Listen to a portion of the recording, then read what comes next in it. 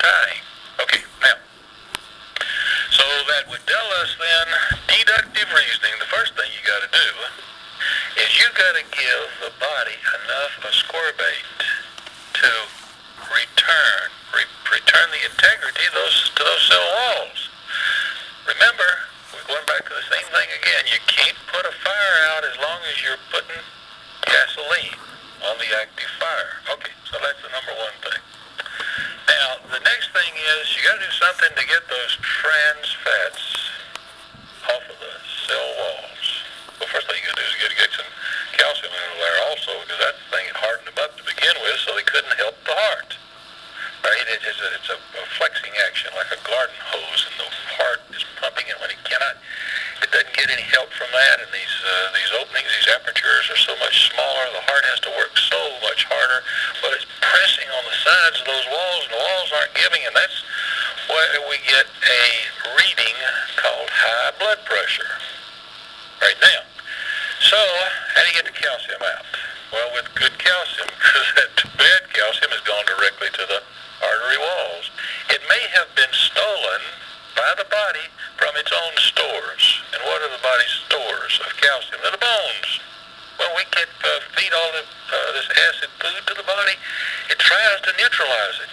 It tries to take that bad calcium and water it down. And how does it do that? It steals good calcium from the bones, thus causing osteoporosis. Right? So, now, we got to do something.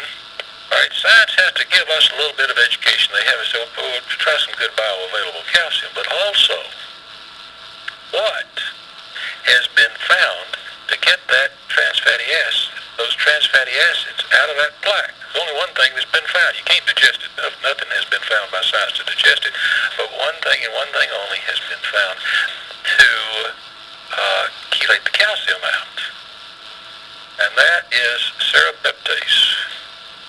We have it along with bromelain and papain and call it essential life enzymes.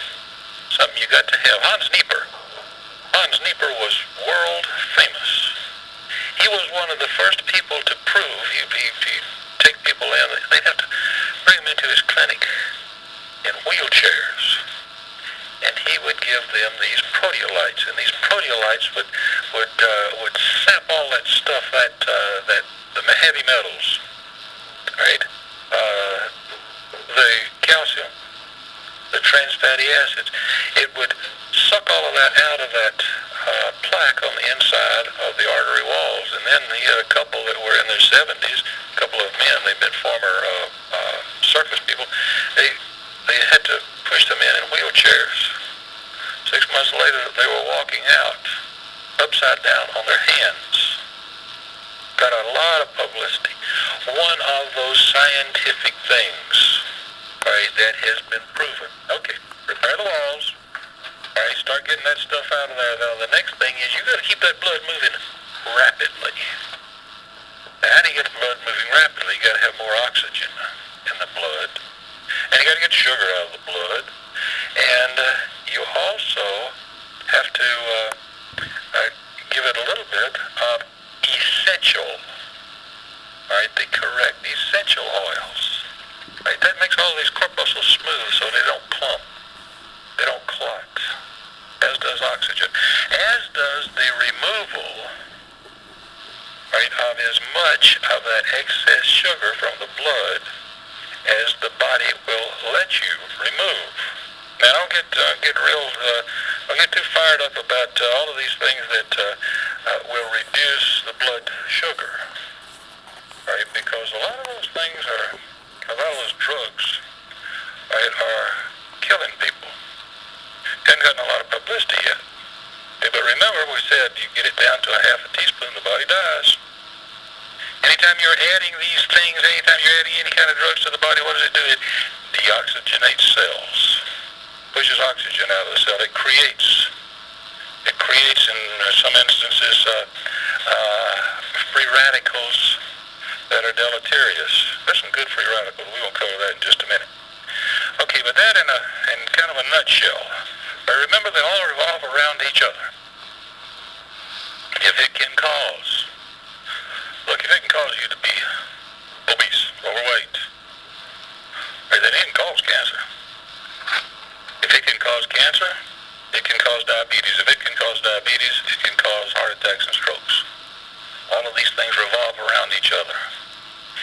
got to address them all. Okay? All right, let's spend a little more time on that than I wanted to, but let's go to the next one. Okay, and this is related to that one too. I think you answered it already. It says, Deanne says, my mom has high blood pressure and she wants to know how to get off the medication she is on because it makes her dizzy. Thanks. Sure. We just covered that whole puppy for her. All right. Okay, one last one, and that's from Tara. Last week I asked about whole calcium. Sorry for the confusion. I meant the products from a whole food source, and I think you answered the question when you said all your products are organic. I was thinking of Maynard Murray and needed carbon. When I asked this question, anyway, thank you. This week's question is, what do you eat? Thank you. Okay, that's a really good question because I say we don't eat this, we don't eat that. And then, what do you eat? Let's see. Let me tell you what I ate. Last night for supper I had crab legs. This morning for breakfast I had 2 deviled egg halves, and they were good, and a cup of chili. In that chili, I put a tablespoon. I didn't heat it up real hot, heat-wise. Okay, it was just tepid, right? Because I wanted to put my oils, my correct essential oils, in that, and so I put a tablespoonful of the oil. Right? But I don't really, although I will tell you that I wouldn't be taken if I didn't think it was the best source, right? And that is hemp seed oil. Right, so I put a tablespoonful of hemp seed oil in there. I don't care the taste of it very much, so I put a big tablespoon of Texas Pete, which on the East Coast and in the Southeast is a hot sauce, right? A seasoning sauce, right? And that was breakfast. There are 3 types of foods. They are, first, protein. There is no way that the human body, right, can put on weight, can accumulate fat by eating protein, unless it is adulterated, and then it really isn't protein. The best form of proteins are grass-fed beef, or grass-fed or field, anything, a chicken, or a cow, or any type of animal that we consume, a sheep, right? Any of these things that are field-fed, right? And that does not include corn, right? But anytime those things happen, right, that's good food. Raw milk is great, right? Raw butter, that's made out of something that's not pasteurized. Okay, those are animal-based proteins, right? They were the kind that the human body was made to consume.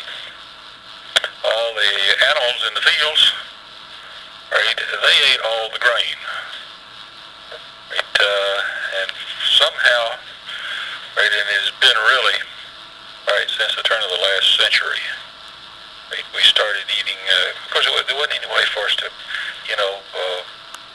for food, right, to be preserved, right, and so it was so much easier to learn how to eat grass, right, than it was to grow